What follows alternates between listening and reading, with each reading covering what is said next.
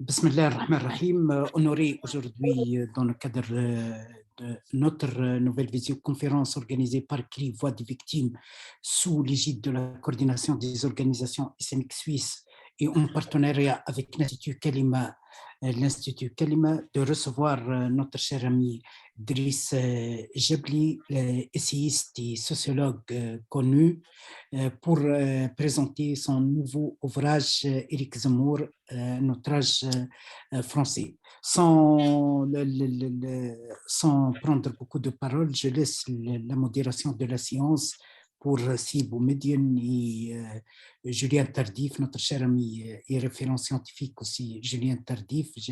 J'aimerais bien souhaiter le bienvenue aussi à notre cher ami Dr Siam Chérif, directeur du département sociologie à l'Université d'Alger. C'est à vous, Sibou Median et Julien, de continuer à gérer le... Merci. Oui. Merci, cher docteur Dari. Alors, bien sûr, vous l'aviez rappelé, au nom de CRI Voix des victimes et en partenariat, nous avons l'honneur de recevoir le sociologue Driss avec nous, sociologue, essayiste aussi, qui, à l'occasion de l'apparition de cet essai Éric Zemmour, un outrage français, nous allons essayer avec vous, cher auteur, d'aborder ou petit à petit peut-être rentrer dans le vif du sujet concernant cette figure de Zemmour, la montée de Zemmour, vu que vous aviez travaillé notamment dans cet ouvrage, vous le dites, des années 2000 jusqu'à 2017, au moment de l'élection d'Emmanuel Macron, et vous accordez en tout cas une analyse, vous opérez une analyse extrêmement pointueuse autour de la figure de Zemmour et qui est bien sûr aussi en connexe avec le regard sociologique, c'est ce qui nous intéresse notamment ce soir, ce regard sociologique au vu et au regard des fluctuations et des mutations de la société, sociologie politisante, politique sociologique, voire même avec d'autres intersections, avec d'autres rapports et optiques autour de la question de l'islam, au cours de la question de l'immigration. Et je rappelle aussi que vous avez travaillé longuement sur, vous êtes spécialiste de la question de l'immigration et de la violence, d'ailleurs, titre d'un ancien ouvrage que vous aviez publié.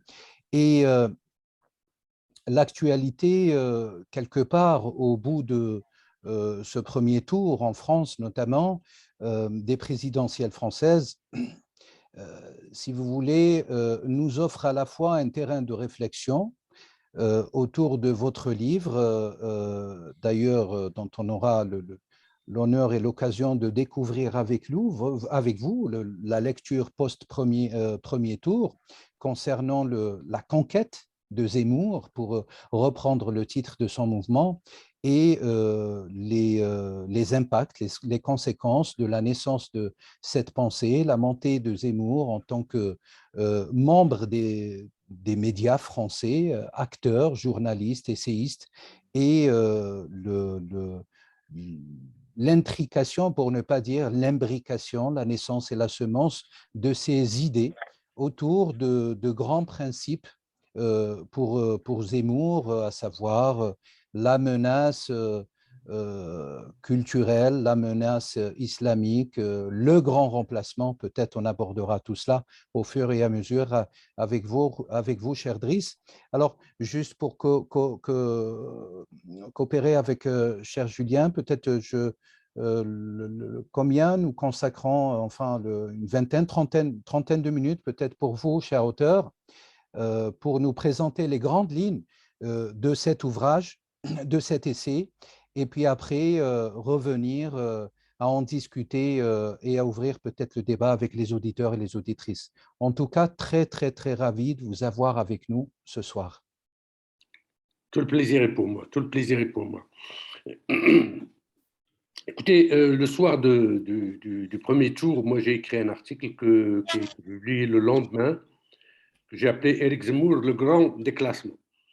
Je dirais d'une certaine manière, parce que, j'en parlais avec Julien tout à l'heure, c'est-à-dire, moi j'avais écrit dès le départ, quand Zemmour était au fait de sa puissance médiatique, j'avais écrit qu'il était un millésime de 2021 et en aucun cas il sera un millésime de 2022. Donc, dès les premières lignes de mon livre. Et donc, moi, j'ai essayé un tout petit peu de donner quelques clés de lecture de cet ouvrage. C'est un livre conséquent avec 570 pages, je dirais, qui est composé, qui repose sur un triptyque. Premièrement, une introduction d'une trentaine de pages qui essaye de camper le personnage de Zemmour, et un épilogue d'une trentaine de pages qui reprend le cas de Zemmour depuis l'élection de Emmanuel Macron jusqu'à nos jours. Et au milieu, il y a 17 chapitres qui peuvent être lus indépendamment l'un de l'autre, puisque chaque chapitre correspond, je dirais, à une année bien précise, partant de l'année 2000 jusqu'à 2017. Pourquoi l'année 2000 ? Tout simplement parce que pour moi, c'est une façon de renouer avec les livres que j'avais écrits, l'un sur immigration et violence, j'aurais pu dire et violence urbaine, en 99-2000, et l'autre que j'ai écrit avec un journaliste en 2002, Ben Laden n'est pas dans l'ascenseur. Le choix du titre n'était pas le mien, c'était le choix d'un journaliste qui voulait quelque chose de pimenté. Mais en fait, le livre traite un tout petit peu des peurs de l'immigration en Europe. Et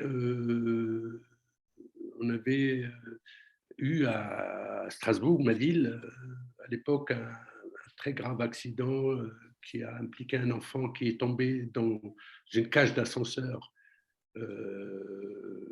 qui avait ému toute la nation française. À l'époque, il y avait le ministre de la Ville, Jules de Rebien, qui s'est déplacé à Strasbourg. Ça avait provoqué une grande émotion. Il y a eu un débat d'ailleurs sur l'enterrement de cet enfant. C'était un petit Marocain, s'il fallait qu'il soit enterré au Maroc. Sa maman voulait qu'il soit enterré dans le cimetière de proximité. Donc ça a posé même le débat du rapport de l'immigration à la mort, le rapport à l'enterrement, du rapport... Et donc, nous, on avait dit Ben Laden n'est pas dans l'ascenseur, tout simplement parce qu'il y a une panne de l'ascenseur social, mais il y a aussi la panne dans les ascenseurs, dans les quartiers, que si on ne répare pas l'un et l'autre, un jour, on trouvera Ben Laden dedans. Hein. Donc, en gros, c'était le clin d'œil. Donc, le travail sur Éric Zemmour, pour moi, s'inscrit logiquement dans la suite de ses travaux.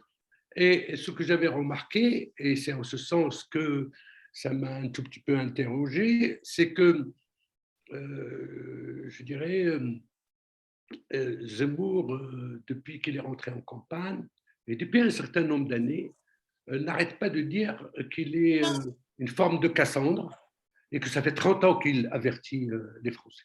Et ça, c'est un mensonge pour moi. Ça, c'est un vrai mensonge parce que quand moi j'ai travaillé sur la violence et l'immigration, Zemmour n'existait pas dans les radars. Je connaissais Zemmour, j'avais lu les travaux de Zemmour. C'était un journaliste politique qui avait une plume alerte, qui connaissait bien, non pas la politique, mais la droite française. Et il a commencé en 1986 sa carrière de journaliste. Il a bourlingué dans pas mal de rédactions. Et le premier livre qu'il a écrit, c'est un livre politique sur Édouard Balladur. En 1996, l'année de la naissance de ma fille, ça veut dire, ça fait 26 ans. Et donc, ensuite, il a écrit quelques ouvrages dans la fin des années 90, le livre noir sur la droite, il a écrit un livre, je dirais, sur l'état des juges, qu'il déteste.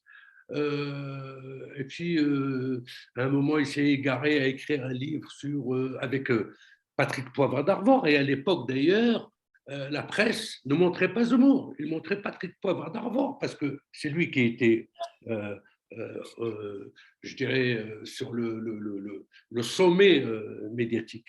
Un livre qui s'appelle, je crois, Les rats de garde,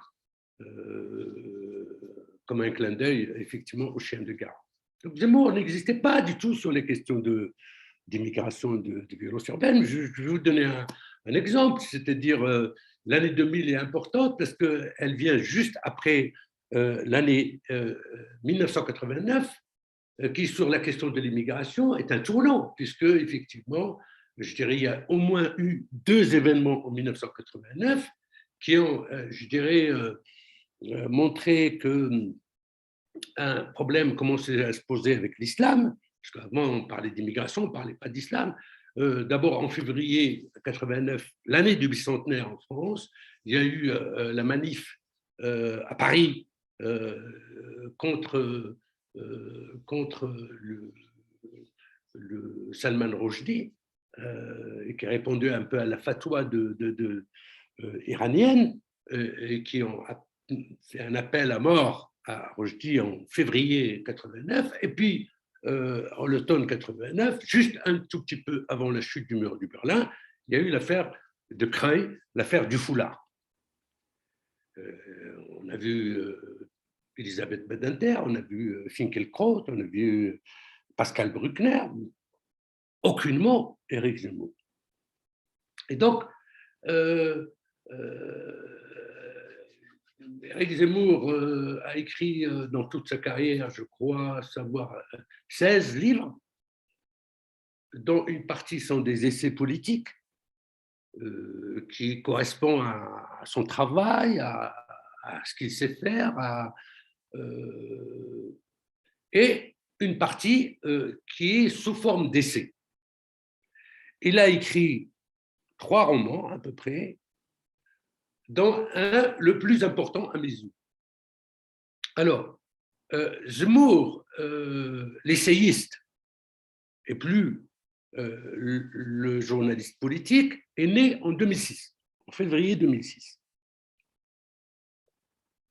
À l'époque, quand son livre est sorti, Le Premier Sexe, un livre à mes yeux scandaleux, non pas parce qu'il a dit sur les femmes, non pas ce qu'il a dit sur une société féminisée et dévirilisée et qui se fait violer en permanence par la virilité de l'immigré qui vient d'Afrique ou du Maghreb. C'est un texte proprement odieux, Le Premier Sexe, mais qui, à l'époque, n'a fait réagir que les féministes, et que les femmes. Et personne n'a fait attention aux dernières pages qui sont consacrées à l'immigration, au hip-hop, aux Noirs, aux Arabes, qui sont à proprement édifiants. Février 2006. Il se trouve qu'au même moment, et je trouvais scandaleux dans son discours, mais je reviendrai sur son discours au Trocadéro, parce qu'il a cité Eliane Halimi. Or, il se trouve que Eliane Halimi, c'était la même période de la sortie du livre que Eliane Halimi a été enlevée par le gang des barbares. Et on ne se souvient pas que Zemmour, à l'époque, ait parlé de ça. En septembre 2006, suite à ce livre, suite à cet essai, il est recruté par Ruquier à des missions qu'on n'est pas couché, qui venait de lancer effectivement la première émission septembre 2006 de ce programme qui a duré jusqu'à il y a quelques années. Il a commencé avec Michel Pollack et ensuite il a fait le duo avec Nolo, un duo chimiquement impur, mais qui a bien fonctionné parce que c'est un duo qui travaille sur le buzz, etc. Donc, ensuite, le Zemmour idéologue, pour moi, il est apparu en 2010 avec Mélancolie française et entre autres, et surtout avec le suicide français en 2014. Entre-temps, il faisait des livres, un tout petit peu, qui sont des compilations de ses interventions à RTL. Mais tout le monde. Et moi, j'étais très étonné que pendant cette élection, personne n'a évoqué un petit livre qui est sorti en 2008 et qui est, excusez-moi l'expression, parce que je n'en trouve pas d'autre, une dégueulasserie. Il s'appelle Petit Frère. Et je dirais, c'est amusé à faire un tout petit peu tâter le domaine littéraire, parce que en réalité, à mes yeux, Zemmour a toujours rêvé de littérature, en réalité. Son rêve, c'est d'être un Balzac. Il a fait ce livre, Petit Frère, qui est vraiment un livre très médiocre sur le plan littéraire. Probablement, il abuse beaucoup du passé simple, mais c'est pas ça le plus important. C'est un livre qui n'a pas trop marché, il a vendu, je crois, 50 000 exemplaires. Mais ce qui est très important, c'est que toutes les obsessions de Zemmour, quasiment toutes les obsessions de Zemmour, figurent dans Petit Frère. Et je crois qu'il les a dit de façon, je dirais, délibérée et presque, je dirais, impunie. Toutes les thématiques, Vichy, les prénoms, les Bleus, 68, toutes ces obsessions se trouvent dans Petit Frère. Mais il y a plus scandaleux, il y a plus, je dirais, crapuleux, j'aime dire. C'est que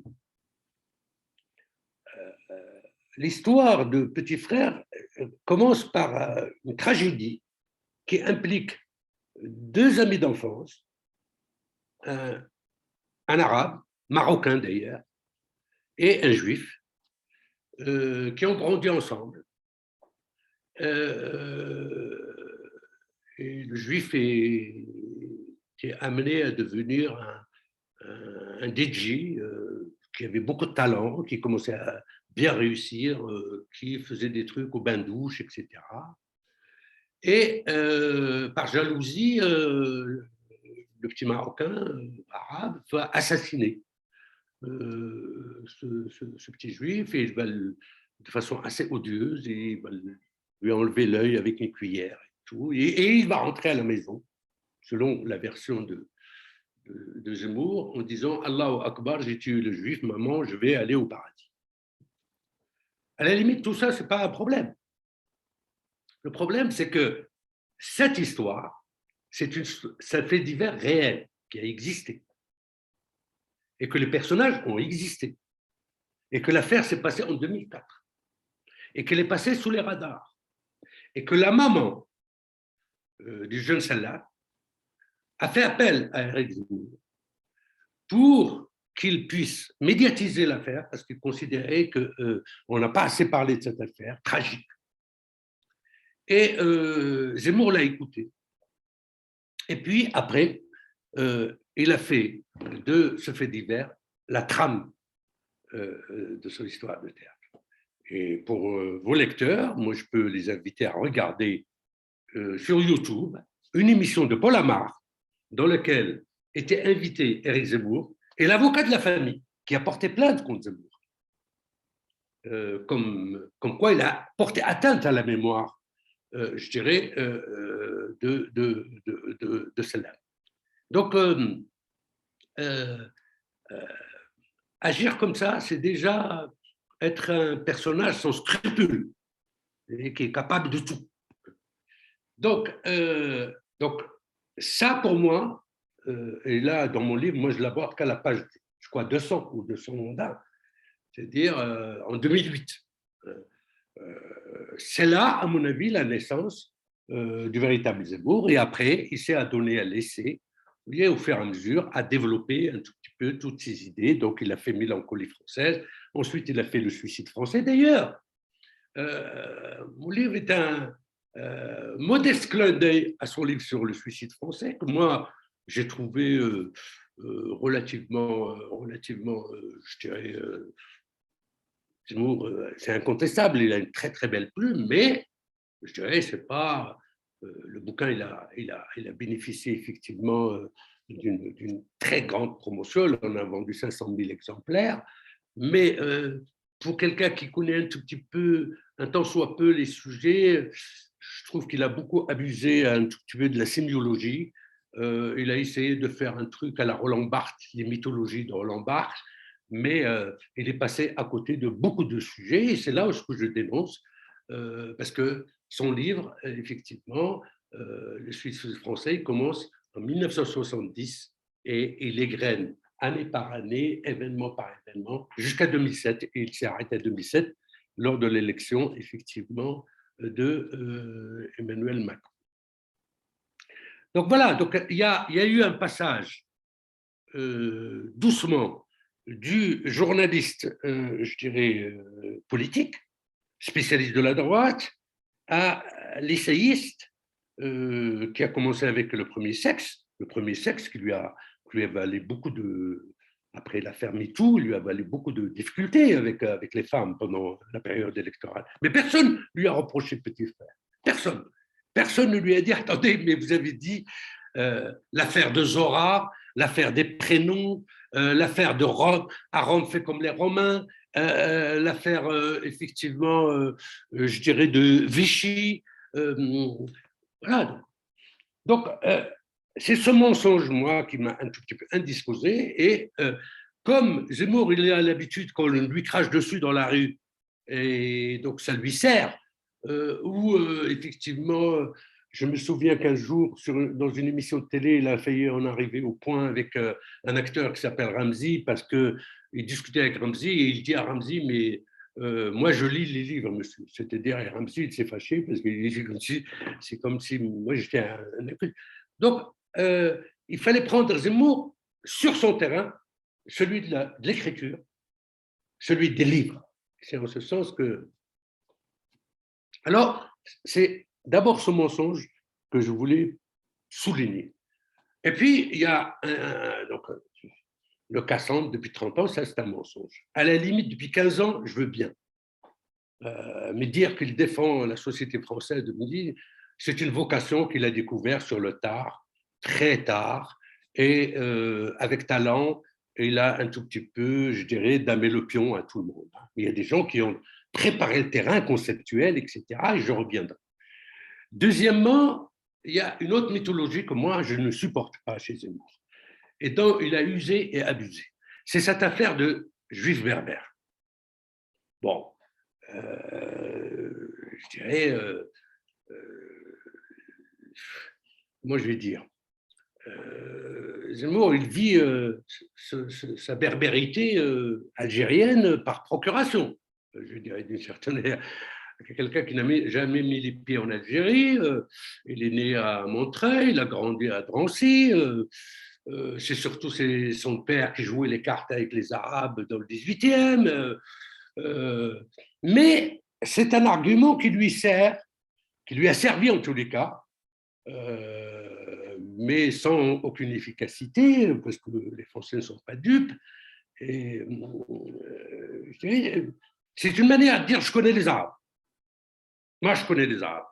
J'ai vécu avec eux, et voilà, donc je connais le Coran, voilà, le Coran qu'il a probablement lu de seconde main, et donc parce que d'ailleurs, dans Petit Frère, il utilise beaucoup des mots arabes comme ça, le kelb, le machin, bon, mais pour montrer un tout petit peu qu'il maîtrise cette langue, et en maîtrisant cette langue, il maîtrise un tout petit peu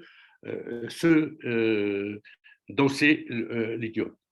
Donc il y a cette deuxième dimension, et donc il y a une espèce de... C'est pour ça que j'ai écrit dans mon livre que je dirais... je te dis, c'est un journaliste juif algérien qui a dit la phrase la plus terrible pour moi que j'ai lue sur Zemmour, c'est l'ancien directeur de Globe. Il a dit que Zemmour, c'est une dégénérescence du décret Crémieux. Je trouvais ça très puissant.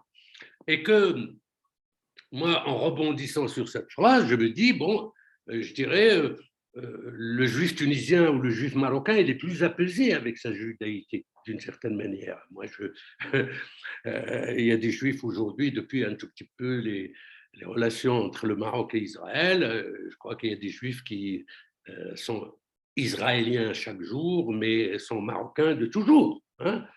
Donc, et que Zemmour, qui n'est même pas né en Algérie, je dirais, a voulu, je dirais, prospérer sur cette indigestion historique qu'a la France avec l'Algérie ou qu'a l'Algérie avec la France.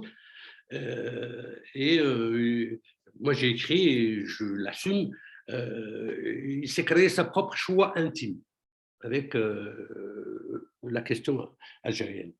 Et cette manipulation, je dirais, et il l'a dit dans tous ses meetings, il l'a dit au Trocadéro, cette manipulation, c'est-à-dire, c'est pour ça que beaucoup de gens de la communauté juive lui disent qu'il est un tout petit peu l'idiot utile, et maintenant l'idiot inutile des réactionnaires français, parce que ça les arrange. Comme disent au Maghreb, il y a l'expression qui dit il mange l'ail avec sa bouche, ou il mange le harissa avec sa bouche, hein, d'une certaine manière. Donc voilà, ça c'est pour situer, je dirais, contextualiser.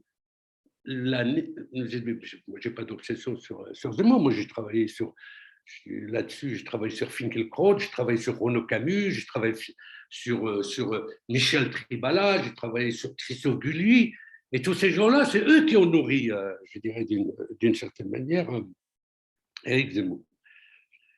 Alors, maintenant, moi, je ne comprends pas comment, effectivement, ce monsieur qui avait je dirais, un capital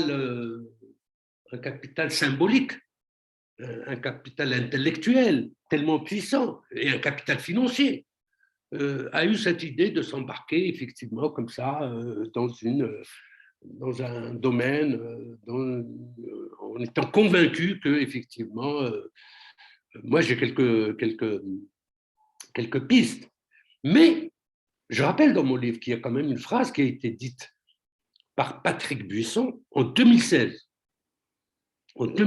c'est-à-dire avant l'élection de 2017. Il lui a dit cette phrase, qui est rapportée par Geoffroy Lejeune. Il lui a dit, écoute, Éric, Marine Le Pen est de gauche, ce que lui a d'ailleurs repris pendant toute la période du premier tour. Marine Le Pen est de gauche. Hollande est foutu. Sarkozy est un traître. Parce qu'il a bien un contentieux avec Sarkozy, hein, Patrick Buisson. Patrick Buisson, qui pour moi est le demi-cerveau de Zemmour. Mais il lui reste à Zemmour une bonne moitié, comme disait Mélenchon. Et il lui dit, Marine est de gauche, Hollande est foutu, Sarkozy est un traître, c'est ton tour, Éric.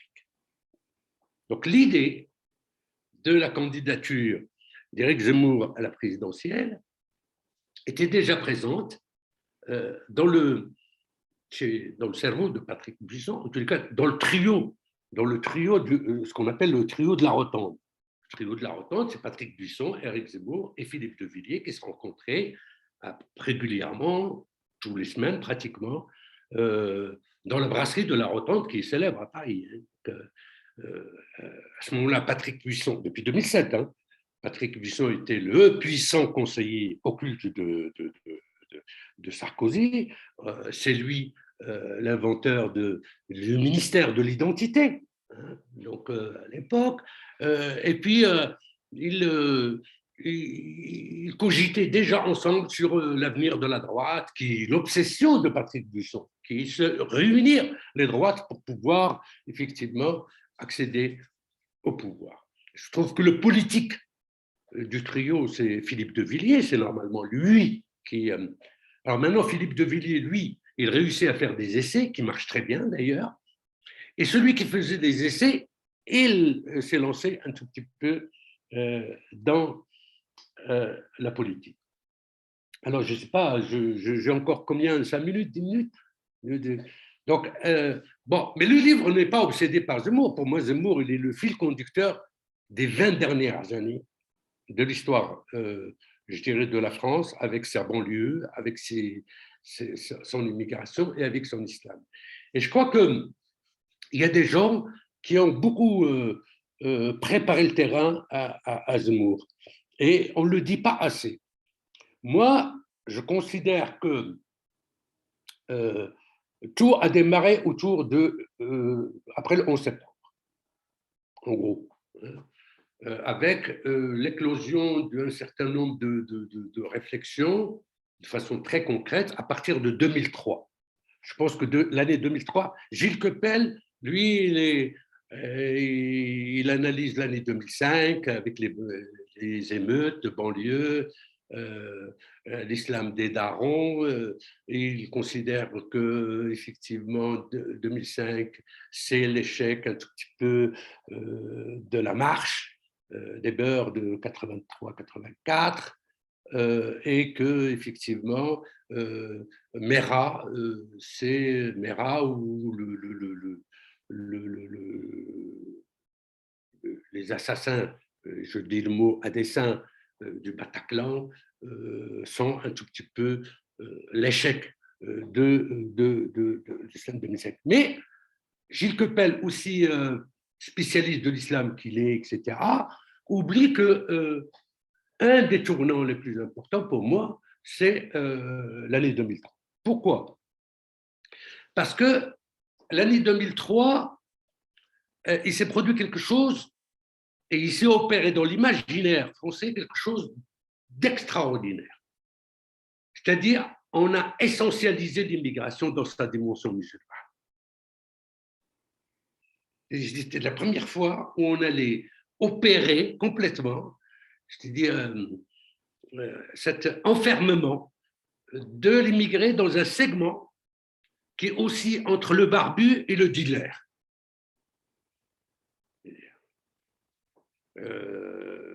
Sachant qu'effectivement, certains se bagarraient avec des grands sentiments, etc., pour qu'à la place des dealers, il puisse y avoir des leaders. Mais des leaders, on n'en a jamais vu. De l'immigration. Donc l'année 2003, c'est un travail intellectuel puissant qui a été développé par une fondation qui s'appelle la Fondation 23 mars, qui au départ, qui a été créée en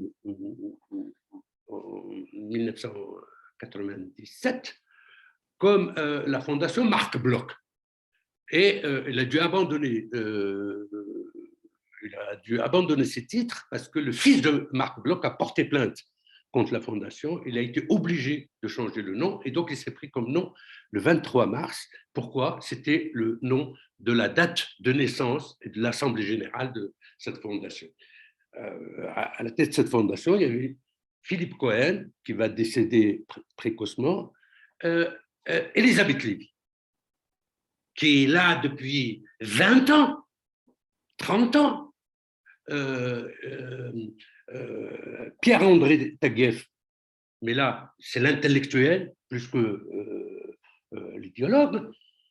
Et cette fondation, qui était conçue pour lutter contre la pensée unique de la Fondation Saint-Simon, va développer une pensée unique. Et j'en prends pour preuve un tout petit peu, puisqu'elle a créé au moins 3 livres, ou 4 livres. Elle a créé elle a produit le livre de Taguieff, La nouvelle judéophobie.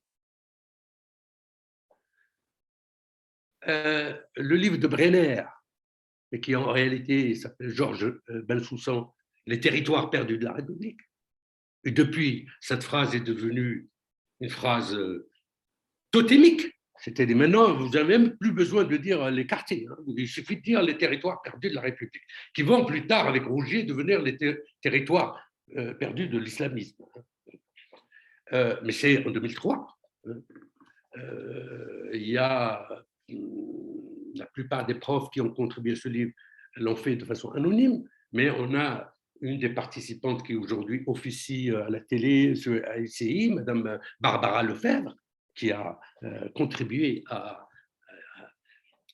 L'année 2003, c'est aussi, je dirais, le livre de Philippe Meuret, qui est sorti dans la même période, Cher djihadiste.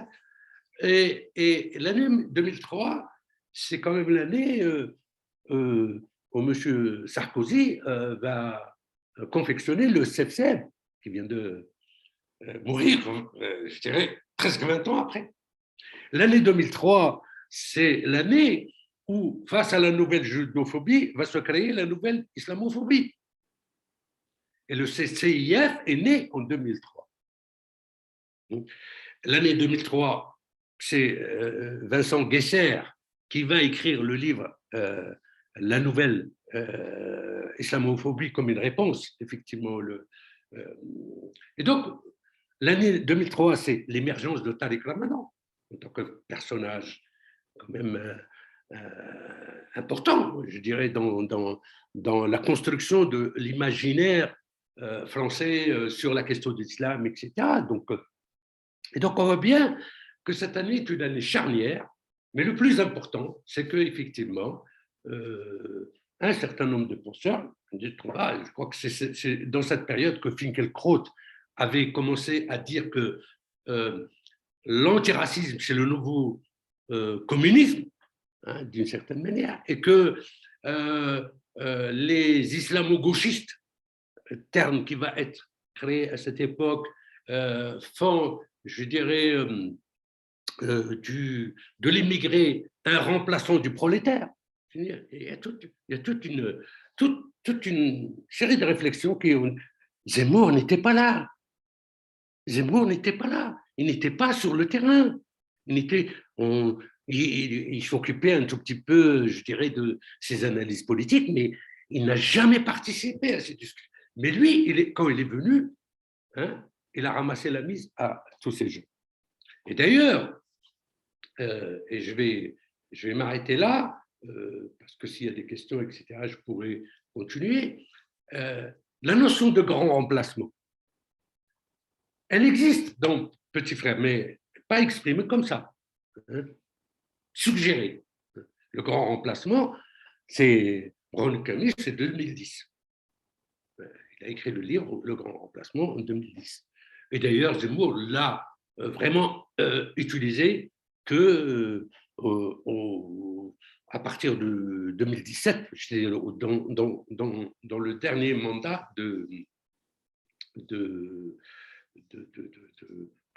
dont nous vivons aujourd'hui la fin. Donc voilà. Alors, moi, je reviens sur toute une série d'épisodes que je considère comme importantes par leurs impacts un tout petit peu sur, je dirais, la place de l'immigration dans l'imaginaire français. Je reviens très longuement sur l'échec, non pas de l'islam, mais de l'islam institutionnel en France. Hein, parce que je considère que ces gens-là qui ont pris la responsabilité, il y a des responsables dans l'islam de France qui ont vu pratiquement tous les ministres de l'Intérieur, depuis Joxe jusqu'à effectivement Darmanin.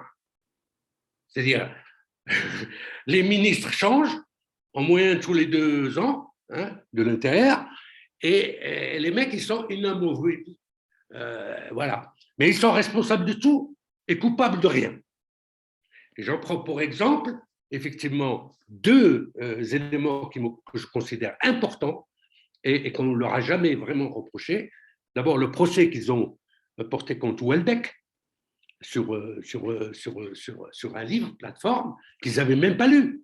Ils ont attendu qu'il y ait un entretien dans la revue Lire, dans lequel, effectivement, Houellebecq dit l'islam, c'est une religion de cons, je ne sais pas quoi. Et là, ils se sont offusqués.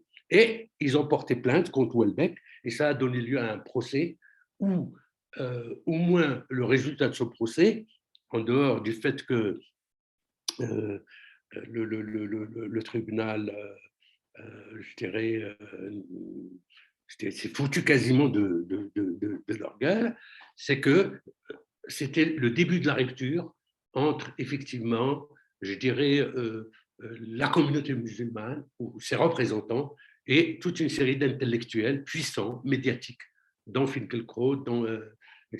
Le deuxième élément sur lequel je reviens, c'est quand même, on l'a oublié, le procès contre Charlie, en 2006, par la mosquée et l'observatoire de l'islamophobie, je dirais, et qui a donné aussi lieu, effectivement, je dirais, autour de Charlie, à un soutien très, très puissant, dans celui de Sarkozy, dans celui de François Hollande, dans celui d'un grand nombre intellectuel, et je dirais, je suis désolé de le dire, les responsables qui ont, je dirais, porté cette plainte, les frères Kouachi, par exemple, et un des frères Kouachi, il était en prison, il a suivi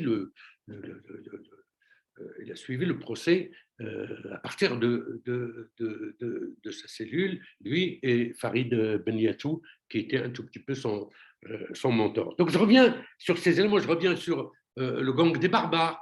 Pourquoi je reviens sur le gang des barbares? Parce que Bensoussan et Brenner, dans son livre, il avait écrit que, je dirais, les Maghrébins, je dirais, arrivent en un antisémitisme congénital et qu'il n'avait jamais vu ça, ni chez les Turcs, ni chez les Asiatiques, ni chez les Noirs. Et Fofana a démenti, je dirais d'une certaine manière, cette assertion. Et plus grave encore, Koulibaly, en 2015, dans le truc Cacher, il a été un de ceux qui ont séparé les juifs des non-juifs. L'un est Fofana est d'origine du Côte d'Ivoire et Koulibaly du Mali. Donc il y a au moins cette assertion qui est effectivement nulle et non avenue. Donc voilà, j'ai peut-être un peu brouillon, hein, mais j'ai essayé un tout petit peu de résumer quelles sont les motivations qui ont poussé à l'écriture de ce livre, et ensuite, je dirais, surtout signifier que, effectivement, le livre ne s'arrête pas sur le personnage de Zemmour tout simplement, mais que Zemmour a servi de fil conducteur pour un tout petit peu voir la question de l'immigration, qui reste de toutes les manières prégnante sur les 20 dernières années. Et je pense que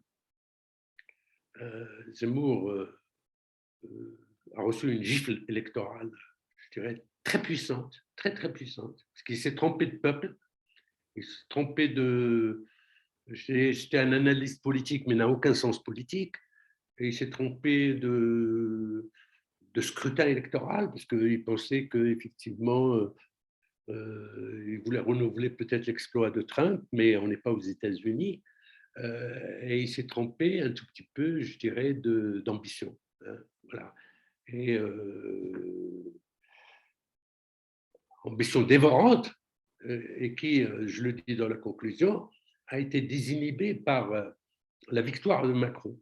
Je crois que Zemmour et Macron partagent un dénominateur commun, deux dénominateurs communs, je le dis. Le premier, c'est qu'ils ont le complexe du premier de la classe, tous les deux.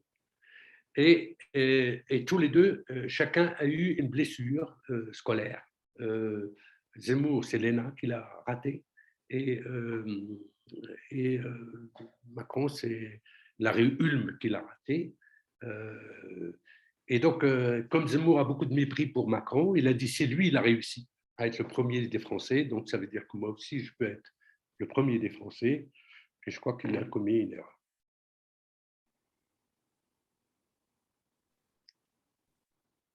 Merci infiniment, merci infiniment pour plus qu'un brouillon quand même, des idées assez fortes qui reflètent et cristallisent le gros pavé d'Éric Zemmour, un outrage français. Peut-être avec Julien, alors peut-être, moi j'ai quelques questions à vous poser directement, mais je donne la parole déjà à Julien s'il a un retour, un premier. Merci Boumediene. Oui, en effet, j'ai passé mon week-end pascal à dévorer le livre que j'avais évidemment évoqué avec ton éditeur. Je voulais quand même qu'on ait quelques mots pour lui. Je sais qu'il était présent avec toi il y a quelques semaines à l'Assemblée nationale pour la présentation de l'ouvrage, à l'invitation du député Gilles Elguerab et de l'association Eugène Delacroix, donc des Français élus qui sont impliqués dans la diaspora franco-marocaine. Et donc Abdelkader Retnani, quand j'étais au Maroc entre novembre et décembre, quand je suis arrivé à son bureau, je pense qu'il te l'a dit, il a demandé mon avis pour choisir la couverture avec toi. Donc, j'ai participé, j'ai contribué à la finalisation du 4e de couverture et je suis vraiment, vraiment content parce qu'il y en avait qui ne me plaisaient pas du tout et je trouvais celle-là très, très réussie. Il y en avait une qui était trop, je trouve, affiche de campagne. Je ne sais pas si tu t'en souviens, et je lui dis surtout pas ça, on a l'impression qu'on fait une hagiographie du personnage, ce qui n'était pas du tout le contenu du livre. Et là, pour le coup, on est vraiment sur un clair-obscur qui va tout à fait avec l'esprit de l'époque, qui est vraiment une vraie prolongation de ton travail précédent. Hein. J'ai réussi à me procurer aussi l'ancien ouvrage, celui que l'ancienne ministre Catherine Trottmann, ancienne ministre de la Culture, ancienne maire de Strasbourg, t'avais préfacé. Je crois à l'époque, tu travaillais dans les services de la ville, notamment sur les questions, les questions des voitures. De tranquillité publique. Voilà, service de la sécurité, c'est une prérogative de l'État. Ah oui. Mais le maire est responsable de la tranquillité publique. Tranquillité publique. Tu fais bien de le préciser, en effet. Alors, j'ai associé ce poste que tu as occupé sur ces questions donc, de politique de la ville à une phrase que j'ai trouvée d'Éric Zemmour qui aurait prononcée à une télévision suisse en 2014. Je ne sais pas si tu l'as retrouvée. En France, on protège ceux qui mettent le feu et on persécute ceux qui sonnent le tocsin. Oui, je connais. Voilà, c'est une phrase qui me semble totalement dans son hallucination collective, vraiment un marqueur de ces phobies et de son engagement, en effet, de sa mutation entre le polémiste qu'il était et l'homme politique qu'il essaye de devenir, mais comme tu le dis, je pense que ça ne fera pas long feu. Alors, tu disais dans l'ouvrage qu'à un moment, la sociologue Gisèle Sapiro, et c'est ça qui était intéressant, elle disait que les polémistes, et on voit bien la mutation entre un polémiste et un homme politique, les polémistes sont toujours dans l'écriture, donc font cette œuvre d'assainissement du corps social, mais ce sont des gens qui sont un peu solitaires dans leur démarche.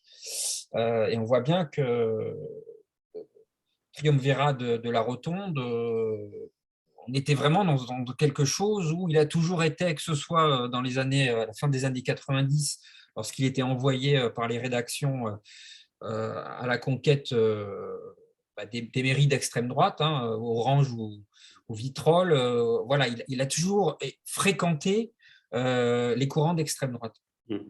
Et tu le dis, il y a toujours cette lame de fond derrière. D'ailleurs, le maire d'Orange était un de ses premiers soutiens. Voilà. Alors qu'à l'époque, en 96, c'était Gisbert qui l'avait envoyé pour effectivement suivre sur le terrain un tout petit peu, particulièrement les villes d'extrême droite, à l'époque Vitrolles, Toulon et Orange. D'accord. Excuse-moi de t'avoir coupé, Julien. Non, pas de souci. Moi, je voulais faire un petit peu le point sur la trame de fond, sur l'idéologie d'extrême droite, qui est en effet un marqueur très puissant et dont Éric Zemmour n'est qu'en fait la vitrine médiatique, mais qui n'est pas du tout. Si on va sur… moi, l'analyse que j'avais faite de la fachosphère, c'était début d'année 2021. C'était octobre 2020 jusqu'à février 2021. Je n'avais quasiment rien sur Éric Zemmour. C'est-à-dire sur tous les sites de la fachosphère, il n'y avait rien. C'était pas du tout un phénomène. Donc c'est comme s'il y avait un événement médiatique qui est un prolongement, la présidentielle comme un prolongement médiatique de ce qui a pu se passer dans la sphère médiaco-politique, mais dans la sphère du champ des revues qui sont installées dans l'extrême droite, je pense par exemple à Rivarol en 1951, tu cites Riposte laïque et tu dis que ça a été, je ne le savais pas, créé suite à l'intervention de Nicolas en 2003 justement, l'année charnière que tu évoques, suite à la venue au salon du Bourget de Nicolas Sarkozy, devant ses femmes voilées, où il défendait le fait qu'il fallait se dévoiler pour la carte d'identité française, et qu'il avait fait un petit tollé, mais finalement il ressortait applaudi et grandi, qu'en même temps à Nice se tenait le congrès du Front National. Congrès du Front National. Donc, et tu parles bien d'une stratégie de judoka en politique où on utilise la force de l'adversaire pour le renverser. Et c'est là où tu expliques aussi que finalement Sarkozy était un vendu parce que à la fois il était en capacité d'avoir un discours de défendre la création d'un ministère de l'immigration, mais en même temps il était en capacité de dialoguer avec le pire ennemi et de défendre par exemple la création d'un haut commissariat à la diversité et de s'associer avec Yazid Sabeg, qui est quelqu'un qui est complètement proche de l'Observatoire de la laïcité et de personnalités socialistes, puisque moi je l'ai rencontré dans le cadre des travaux de l'Observatoire de la laïcité, du feu Observatoire de la laïcité qui a aussi disparu, qui n'a pas résisté au coup de boutoir des proches de Manuel Valls qui en ont eu la peau. Ça me semble important de signifier, tu parles aussi de la figure de Jean-Yves Le Gallou, qui était un des fondateurs dans les années 60, fin des années 60 du mouvement Grèce, ce mouvement sur la longue mémoire européenne.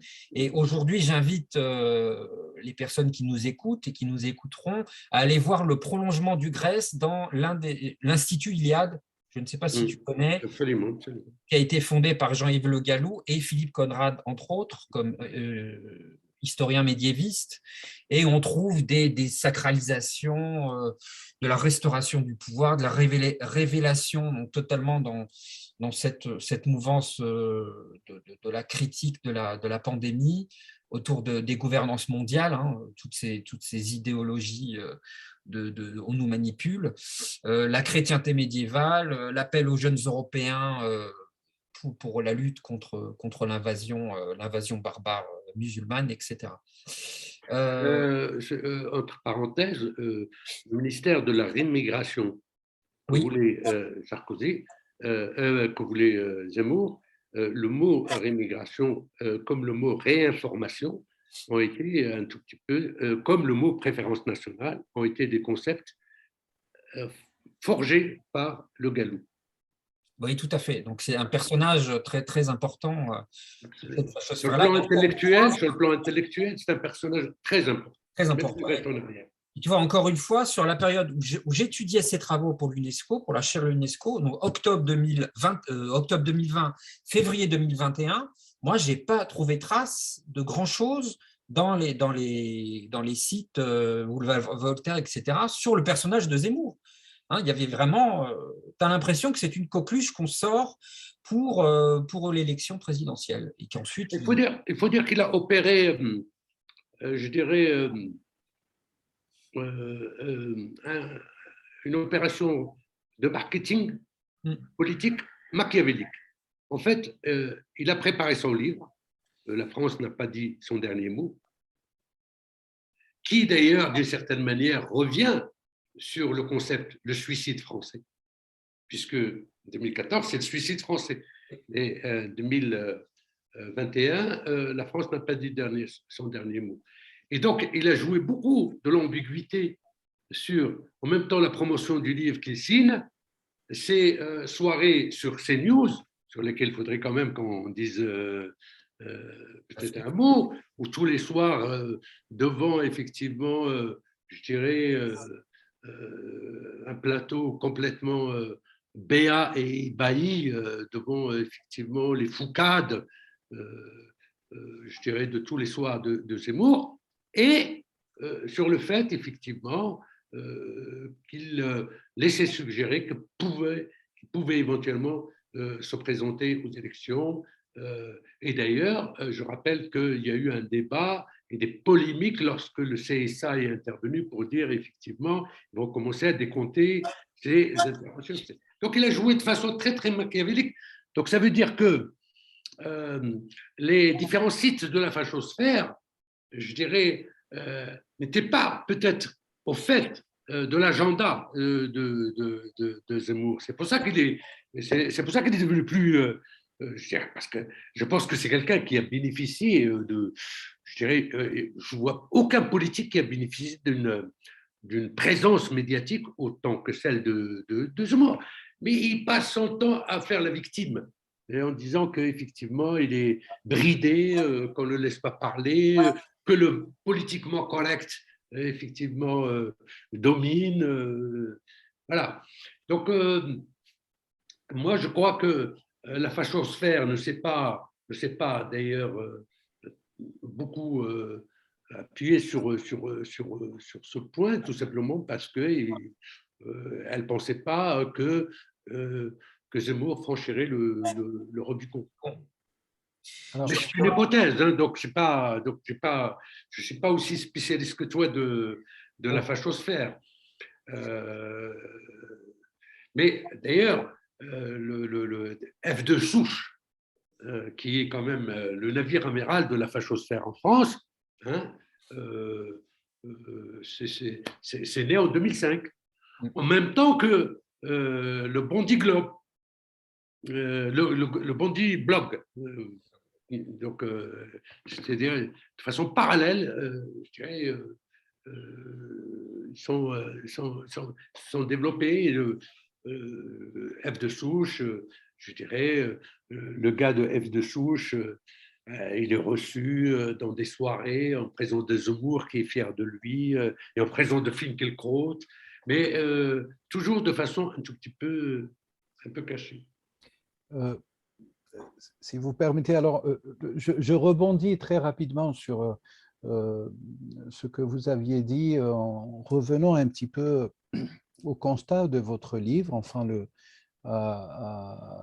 retraçage de toute la ligne de Zemmour, son apparition, son impact dans la société.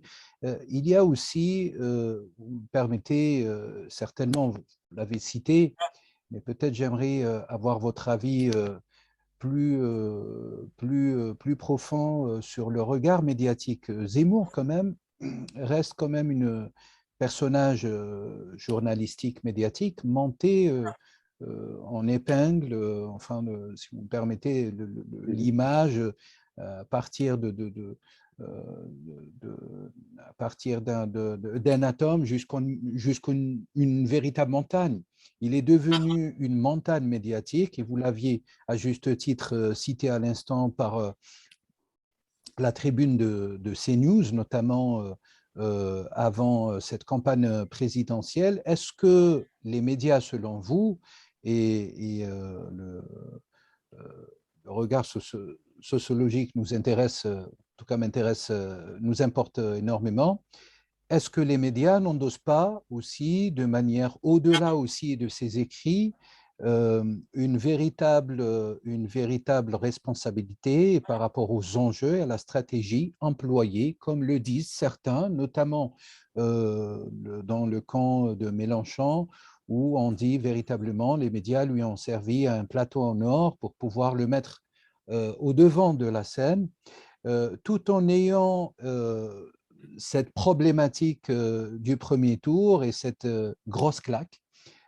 du premier tour, mais tout de même qui a servi à ce que les idées de Zemmour sont encore extrêmement présentes au deuxième tour, dans quelques jours, par le passage de Marine Le Pen au deuxième tour, et fort probablement aussi qui menace, disent certains aujourd'hui, la démocratie. Enfin, on pourra en parler de la démocratie d'un point de vue sociologique, voire politico-sociologique. Quel est votre regard par rapport à cette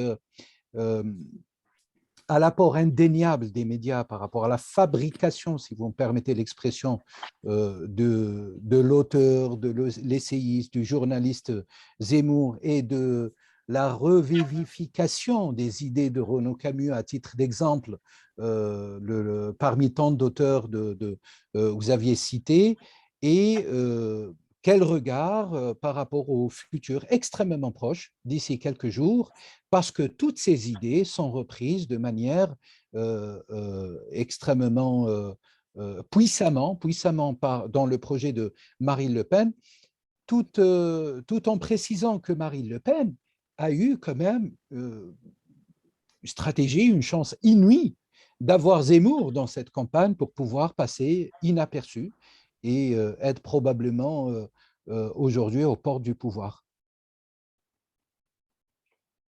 Incontestablement, moi je pense que Zemmour est un homme des médias.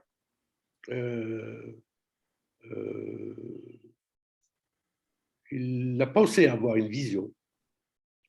Et en fait, c'est un homme de télévision, et pas à la limite de division, mais pas de vision, puisque je pense que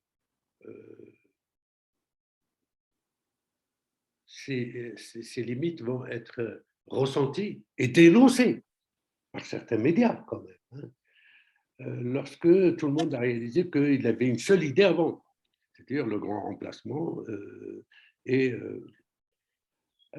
Je pense que une des idées que moi j'ai essayé de développer, c'est que Zemmour, il a perdu. Moi, j'ai fini le livre en décembre. Zemmour, il a perdu, mais ses idées, ils ont gagné. Dans la bataille des idées, il a déjà une victoire. Et d'ailleurs, sa passion, lui, c'est la bataille des idées, pas la bataille électorale. Et je pense que l'erreur qu'il a commise, c'est au lieu de se contenter un tout petit peu d'infuser ses idées dans... Parce que de ce point de vue, il est un disciple de Gramsci, dans le sens, c'est-à-dire le réactionnaire, il est le disciple de l'ancien communiste qui a été tué par les fascistes, disons tué, ils l'ont mis en prison jusqu'à sa mort, hein, mais qui est l'homme qui disait il ne peut pas y avoir de victoire politique sans une victoire culturelle, sans une victoire culturelle, une bataille des idées. Et là-dessus, Zemmour, il a certainement gagné. Mais là, les vrais atouts de Zemmour, d'abord, c'est que c'est l'émergence de CNews, qui a la prétention d'être une Fox News à la française, qui n'est pas une chaîne d'information, je suis désolé de le dire, quoiqu'ils viennent de changer. Maintenant, ils mettent des informations tous les 15 minutes. Mais moi, j'ai enregistré toutes les émissions. Mais je ne voulais pas les rater. Je regardais un tout petit peu. J'ai enregistré quasiment toutes les émissions de Pascal Praud, etc. Et maintenant, j'ai arrêté. Depuis la sortie du livre, j'ai arrêté parce que c'est très fatigant. Quoique, c'est pas une chaîne d'information, c'est une chaîne de propagande. C'est pas une chaîne d'information continue, c'est une chaîne d'incontinence. Je suis désolé de le dire comme ça. Et je crois que ce que se permettait effectivement Zemmour, particulièrement lorsqu'on lui opposait, je ne sais pas moi, une de mes grandes déceptions, Michel Onfray, hein, donc, qui vraiment, je dirais, c'est tombé dans la fange de la pensée. Je dirais. Donc, cette chaîne a servi, bon, effectivement, il est devenu d'ailleurs le navire amiral de cette chaîne.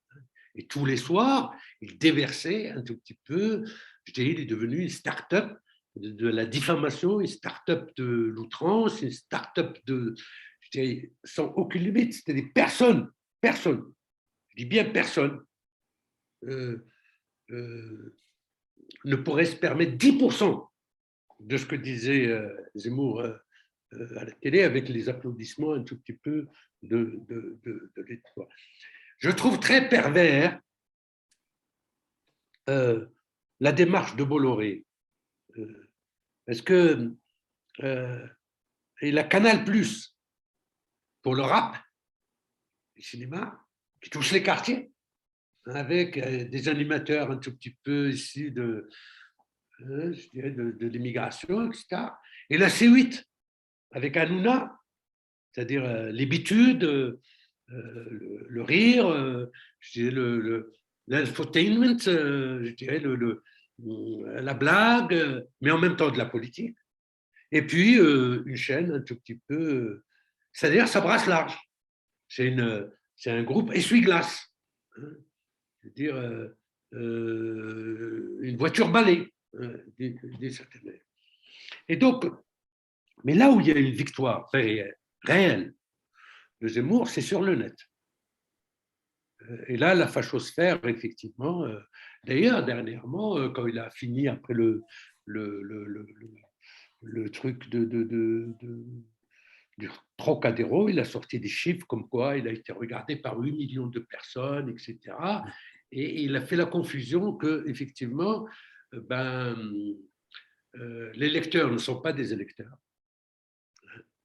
Et les spectateurs ne sont pas non plus nécessairement des électeurs. Et ceux qui cliquent ne sont pas non plus des champions de l'urne, hein, d'une certaine manière.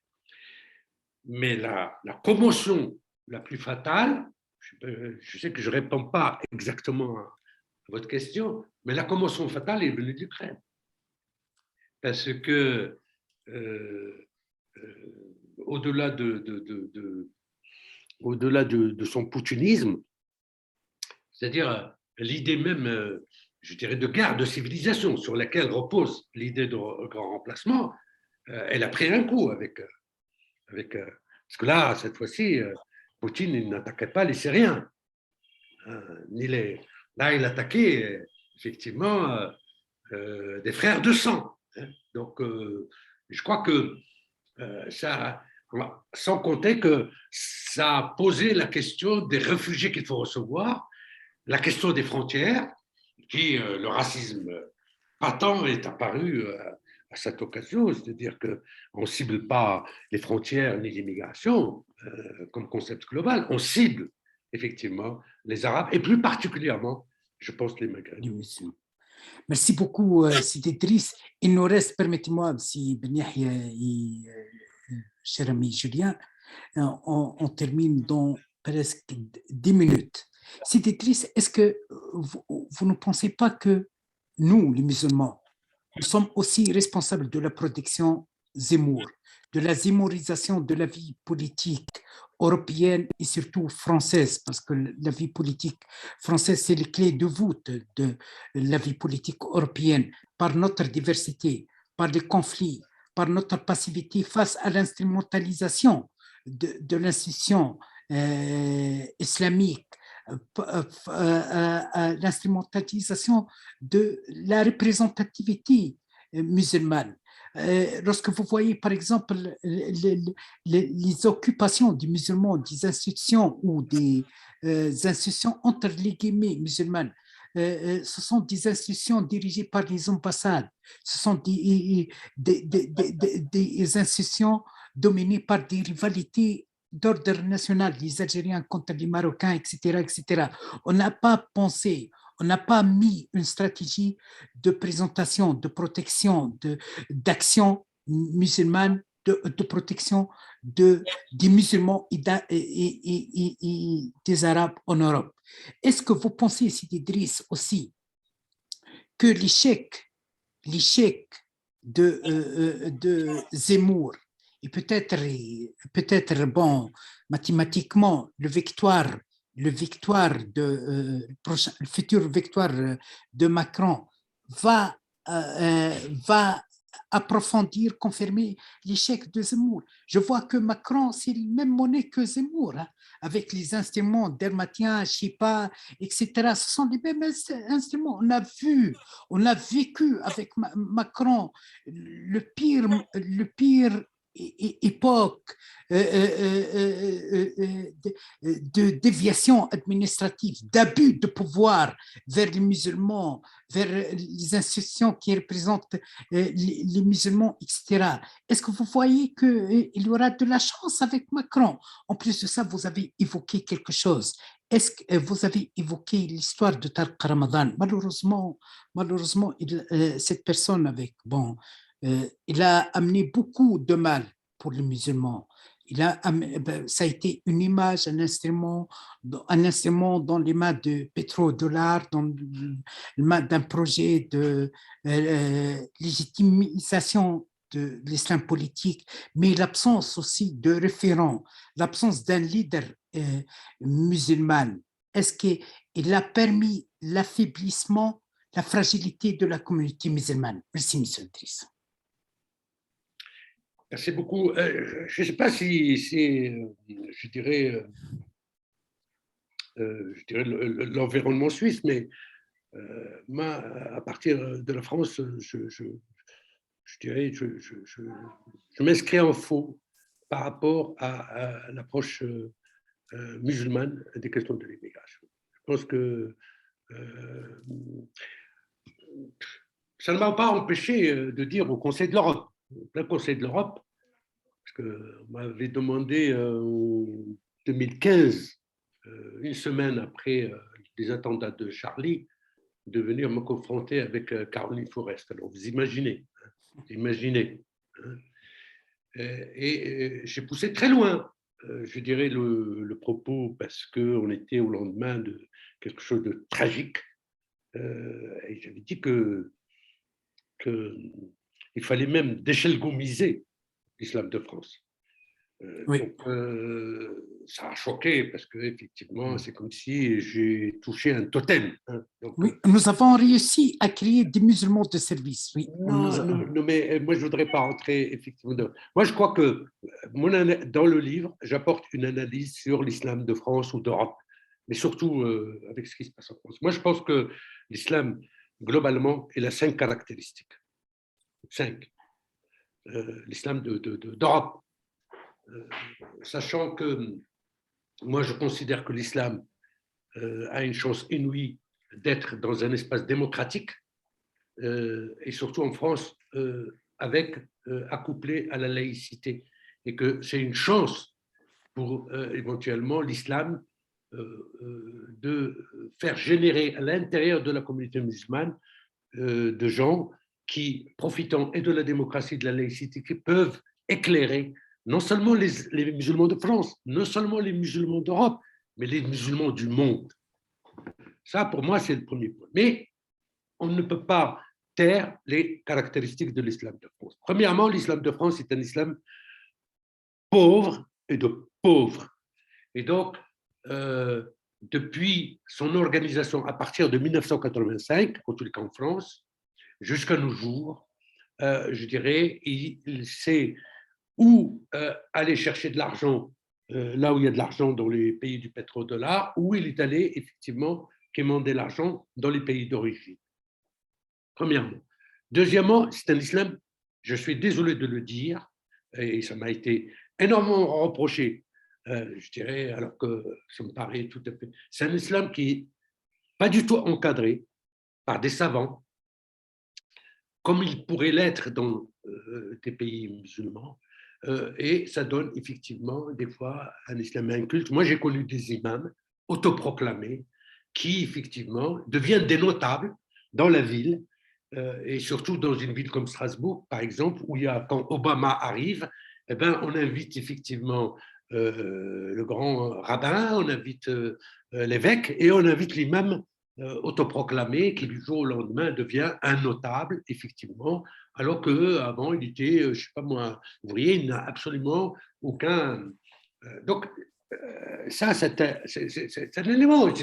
On voit bien que, troisièmement, et ça c'est le plus important, ce que je vous avais dit, c'est un islam balkanisé. Jamais il y aura une unité de l'islam d'Europe tant que, effectivement, je dirais, chaque communauté est liée, ce qu'on a appelé l'islam consulaire, mais c'est au-delà de l'islam consulaire. C'est-à-dire, il y a quand même des trucs identitaires, c'est-à-dire les Turcs, on a à Strasbourg maintenant 2 grandes mosquées, une des Turcs et une, parce que les uns ne peuvent pas se soumettre aux autres. Les Turcs se considèrent comme l'Empire ottoman et que leur islam, alors, avec des Marocains qui, eux, ont le commandeur des croyants, les Algériens qui sont en conflit avec les Marocains, et donc l'islam institutionnel de France est un champ de sport, comment dirais-je, athlétique, de sport. Et professeur Benich, il est en train de faire de recherche, un grand travail sur ce contexte. Oui. Très bien. Je termine juste la 4e caractéristique, c'est que l'islam de France, par exemple, je pense qu'en Allemagne, en Hollande, en Belgique, c'est un islam urbain. C'est un islam qui se trouve là où se trouvent les musulmans, et globalement dans les quartiers de France. Il ne se trouve pas dans la Creuse. Il ne se trouve pas dans l'aviron. Et enfin, il y a une 5e caractéristique très importante, c'est un islam municipal. C'est-à-dire l'islam de Marseille n'a rien à voir avec l'islam de Martine-Aubry, à Lille. L'islam à Strasbourg, dans une terre concordataire, n'a rien à voir avec l'islam, effectivement, de Lyon ou de Aurillac ou Concège. Donc, ça dépend un tout petit peu de l'idylle, de la manière dont il a un rapport avec sa communauté, etc. Et donc, moi, à mon avis, il faut sortir l'islam de l'espace politique et il faut qu'il rejoigne l'endroit qui lui sied le mieux, à savoir la mosquée, et laisser les affaires de la cité, effectivement, aux citoyens. Et donc, tant qu'on n'a pas fait ça, et tant qu'effectivement, il n'y a pas eu un accord global sur cette question, nous tombons dans le piège qui nous a été tendu en 2003 en essentialisant. Parce que le maître du discours, disait Todorov, c'est le maître tout court. C'est les autres qui ont décrété, effectivement, que la question de l'immigration, c'est la question de l'islam, au lendemain du 11 septembre, et c'est eux qui, un tout petit peu, moi, je suis désolé, je suis de culture musulmane, mais dans la cité, je ne me définis pas par ce seul critère. Quant à Tariq Ramadan, moi, j'ai commencé par dire il n'est pas question pour moi de tirer sur une ambulance, d'autant plus qu'elle a 4 pneus à plat aujourd'hui. Mais on ne peut pas négliger, je dirais, l'importance, je dirais, qu'a eu en tant que leadership, surtout une grande partie de la jeunesse française, une très grande partie de la jeunesse française qui avait une attente, qui était très très fière de voir Tariq Ramadan à la télé mener le fer contre un certain nombre d'intellectuels, etc. Et qui, à la fin, sur des affaires de mœurs, c'est-à-dire sur des affaires, comme disent les chrétiens, avant d'enlever la paille qui est dans l'œil de l'autre, il faut enlever la poutre qui est dans la tienne. Et en ce sens, il a pris une très très grande responsabilité et a provoqué une très grande déception. Mais on a commis une erreur. Le peuple français, par exemple, la France, c'est un peuple très politique. Et c'est sur le terrain politique qu'il faudrait discuter des questions d'identité et non pas, effectivement, avec la mosquée. Merci beaucoup, Sidi Idriss. J'aimerais bien ajouter quelque chose parmi les erreurs aussi, que parfois le pétrodollar et le financement de l'extrême droite a été principalement financement arabe. Non, il ne faut jamais oublier le financement, le soutien de Saddam Hussein pour le J'ai pas d'éléments là-dessus. Front National, Gaddafi pour Sarkozy, des autres magouilles, je ne veux pas parce qu'on a pensé une fois que l'extrême droite va nous aider. Malheureusement, ça a été parmi beaucoup d'erreurs. J'aimerais bien signaler quelque chose que nous recevrons, Inch'Allah, notre ami Idriss dans le cadre de colloque international de Genève concernant l'islamophobie avec Olivier Grandmaison, avec Saïd Bouhamem, Olivier Roy, François Burga. C'est Boumediene, ce sera le directeur scientifique, c'est prévu pour septembre 2022. Ça a été un honneur pour nous, Sidi Idriss, de vous recevoir aujourd'hui, de faire la présentation de votre livre qui est notre livre aussi. C'est un cri contre l'extrême droite, c'est un cri contre la discrimination, les préjugés vers les musulmans, vers les Arabes et vers l'être humain surtout. Merci infiniment à professeur Boumediene. C'est moi qui vous remercie. Ça a été un honneur pour moi de rencontrer effectivement des personnages comme Julien et comme notre cher ami Julien Tardif. Et à la prochaine, Inch'Allah. Merci beaucoup. Merci infiniment. Et je viendrai avec plaisir, Inch'Allah. Mille merci. Tout l'honneur pour nous, c'est Idriss. Merci beaucoup. Au revoir. Merci. Au revoir. Au revoir.